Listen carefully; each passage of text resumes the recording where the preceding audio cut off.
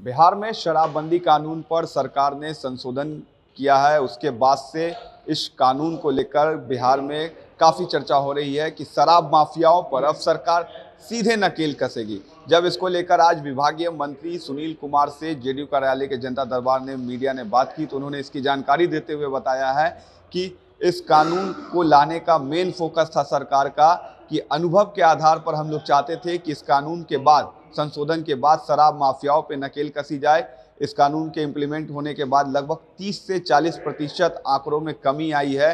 जो लोग शराब पीकर जेल जाते थे या जो लोग शराब पीकर थाने जाते थे, साथ ही साथ हाईकोर्ट पर भी जो मामले का प्रेशर है वो कम हुआ है। और जिस तरीके से बिहार सरकार के मंत्री सुनील कुमार ने बताया है कि अनुभव के आधार पर इस कानून में बदलाव किए गए और जिस तरीके से देखा गया है कि लगभग जो जब्तियां होती थी वाहनों की या फिर घरों की, इन सभी व्यवहारिक मामलों में पिछले कुछ दिनों में कमी आई है। और 2 महीने के बाद स्टडी के आधार पर विभाग की तरफ से ये जानकारी दी जाएगी कि इस मामले में क्या फ़ायदा देखा गया है जब से इस कानून में संशोधन हुआ है।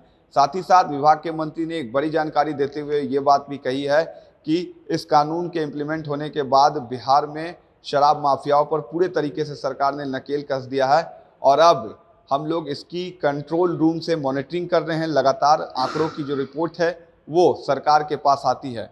इसको लेकर बिहार सरकार के मंत्री ने क्या कुछ कहा है, सुनिए आप। शराबबंदी कानून में संशोधन हुआ है, उसके बाद से कितना असर दिख रहा है बिहार में संशोधन का? देखिए, वो जो कानून में जो संशोधन हुआ है वो अनुभव के आधार पर, और दूसरी बात है कि हम चाहते थे, विभाग चाहता था, सरकार चाहती थी कि जो शराब माफिया हैं उस पर हम लोग फोकस कर सके, उनकी गिरफ्तारी पर।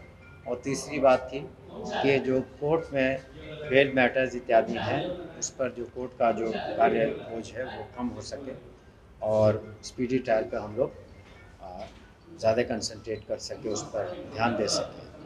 तो निश्चित रूप से ट्रायल में सुधार हुआ है और जो भी संशोधन हुआ है उसके आंकड़े हम लोग 2 महीने के बाद स्टडी करके आपको बताएंगे कि इससे क्या फ़ायदे हुए हैं।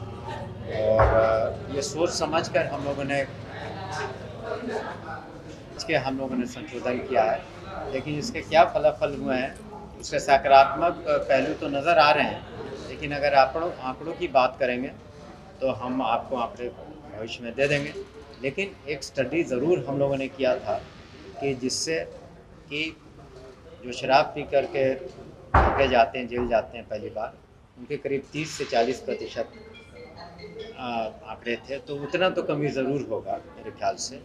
और दूसरी बात है, जो व्यावहारिक कठिनाइयाँ आ रही थी, जो वाहन जब्त होते थे या जो भी किसी का मकान इत्यादि सील होता था, तो इन व्यावहारिक कठिनाइयों को भी हम दूर कर सकेंगे माना लगा करके। निश्चित रूप से इसमें सुधार होगा।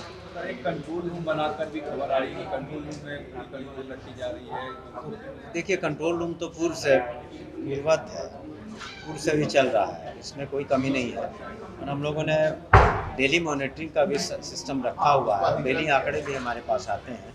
और जैसा कि आपको पता, हम लोगों ने नई टेक्नोलॉजी ड्रोन इत्यादि का भी इस्तेमाल किया है, उसके भी बहुत अच्छे परिणाम आए हैं, खास करके दूर दराज के इलाके में, दियारा में उसका एक मनोवैज्ञानिक प्रभाव भी पड़ा है। एक फाइन देकर जो इम्प्लीमेंटेशन आया था कि 2,000 रुपये देकर जो है 2 से 5,000 रुपये, इसमें अभी तक क्या देखा गया? इसमें अभी जो वो जो सूची है कि किन मैजिस्ट्रेट, वो तो आप आम आदेश नहीं दे सकते, तो वो जो सूची है मैजिस्ट्रेट्स की वो हाई कोर्ट में भेजी गई है, वहाँ से जैसे अप्रूव होकर आएगी तो उसमें कार्रवाई शुरू करेंगे।